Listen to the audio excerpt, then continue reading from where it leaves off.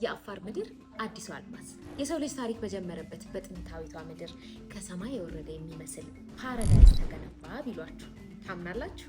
2 ሄሊኮፕተሮችን በአንድ የሚያሳርፍ 2 ግዙፍ ሰው ሰራሽ ሐይቆችን የያዘ ዓለምን ያስደመመውን የኒኢምሌ ፓልም ሎጅ ላሳያችሁ። ኒኢምሌ ማለት ምን ማለት እንደሆነ ግን ታውቃላችሁ? በአፋርኛ ፍል ውሃ ማለት ነው። ስራ እንዲሁ ሎጅ ብቻ አይደለም፣ የኢትዮጵያን የቱሪዝም ልህቀት ለዓለም የሚያሳይ አዲስ ምዕራፍ እንጂ።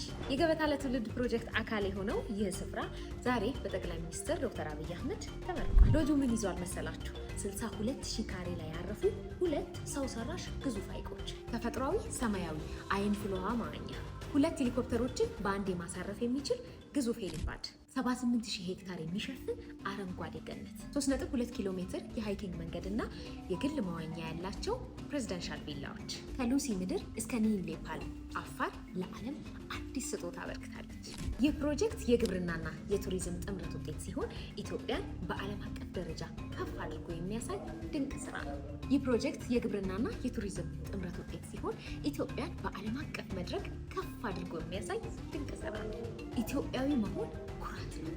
ይህንን ድንቅ ስፍራ መቼ ለመጎብኘት አስባችኋል? ሀሳባችሁን ኮሜንት ላይ አጋሩ።